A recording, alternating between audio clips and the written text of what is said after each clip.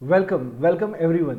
आज हम इस वीडियो में एडवेंट ऑफ यूरोपियंस में mainly Danish Danish east India company की बात करेंगे कि किस तरीके से ये कंपनी भारत आती है और किस तरीके से वो अपनी एक्टिविटी को आगे बढ़ाती है। तो हमारा टॉपिक जो चल रहा है वो एडवेंट ऑफ यूरोपियंस चल रहा है और हमने पहले ही पोर्टुगीज ईस्ट इंडिया कंपनी है, डच ईस्ट इंडिया कंपनी है, इसको कवर किया है। इस वीडियो में हम बात करेंगे डेनिश ईस्ट इंडिया कंपनी की बात करेंगे कि किस तरीके से ये भारत आती है।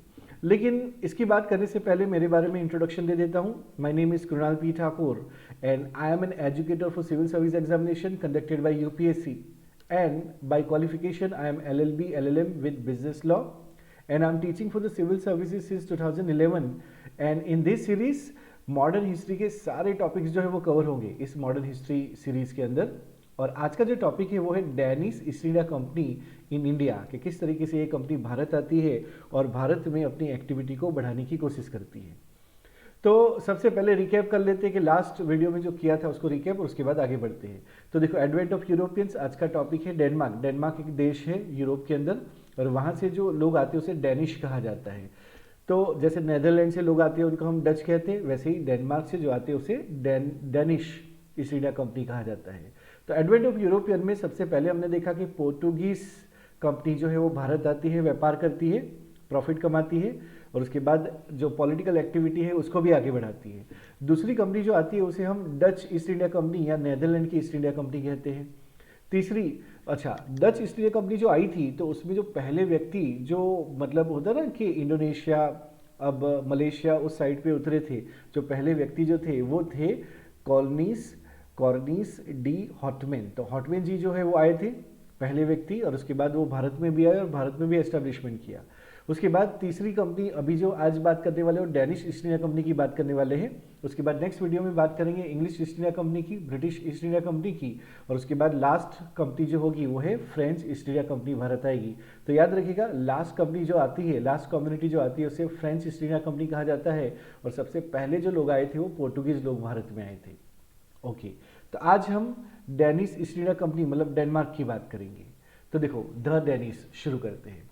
तो सबसे पहले जो डेनिश ईस्ट इंडिया कंपनी जो है उसकी स्थापना होती है 1616 में, इसकी स्थापना होती है और 1620 में ये भारत पहुंचते हैं और भारत में फैक्ट्री एस्टेब्लिश करते हैं।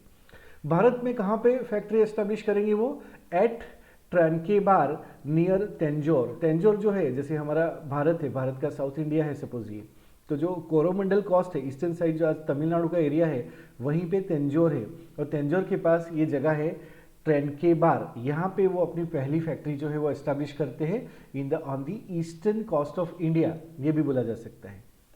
और ये कंपनी अपना ये फैक्ट्री एस्टैब्लिश करते हैं, अपनी इकोनॉमिक एक्टिविटी को बढ़ाने की कोशिश करते हैं। हालांकि उनको इतना सक्सेसफुल नहीं मिलता, लेकिन उनका जो प्रिंसिपल सेटलमेंट होता है, जो मेन सेटलमेंट है वो कलकत्ता के पास होता है श्रीरामपुर में।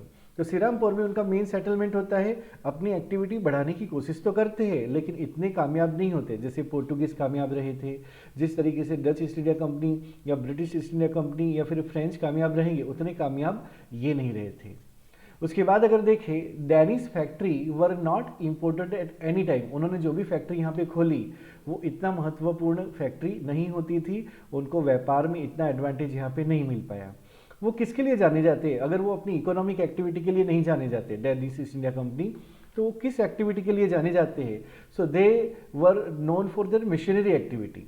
उन्होंने अपनी जो फैक्ट्री थी वो क्या किया था? उन्होंने ब्रिटिशर को बेच दी थी। They were the factory were sold to British government in 1845। 1845 में अपनी सारी फैक्ट्री जो है वो मैक्सिमम मेन फैक्ट्री जो है वो ब्रिटिश गवर्नमेंट को बेच दिया जाता है। और हमें पता है कि हमारे देश में कौन शासन करेगा बाद में?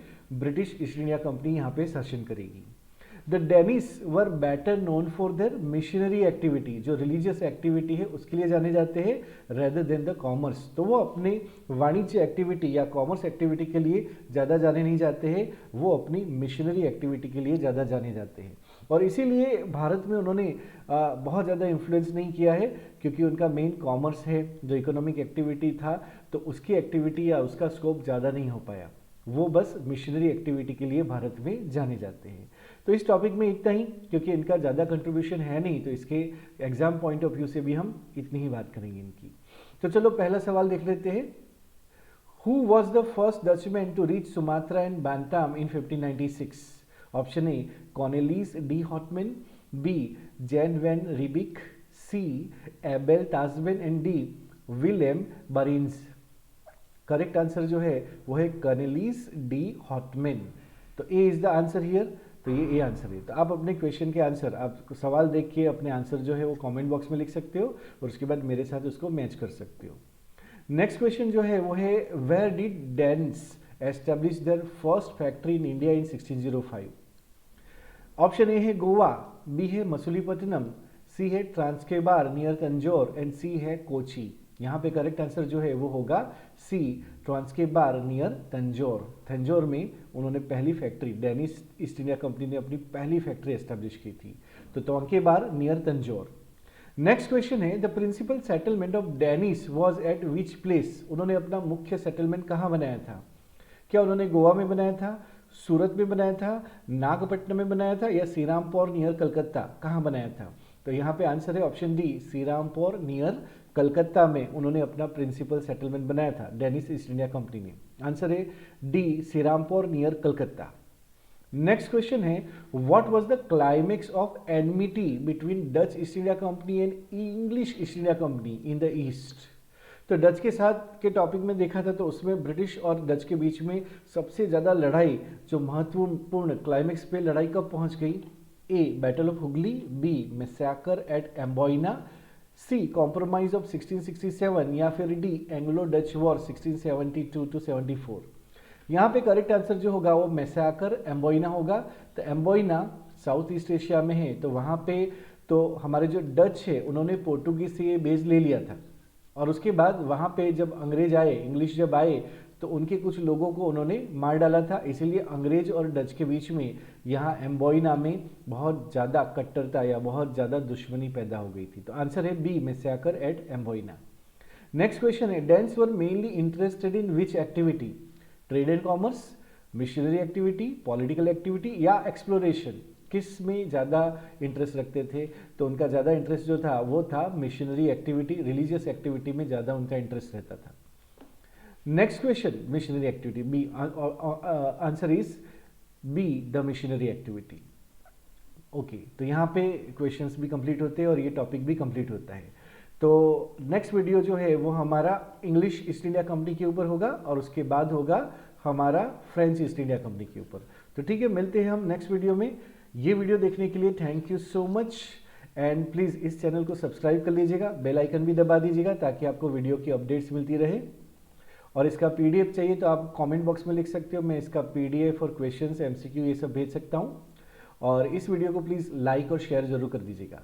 तो आज की वीडियो में यहीं तक, मिलते हैं अगले वीडियो में। Thank you so much, bye bye.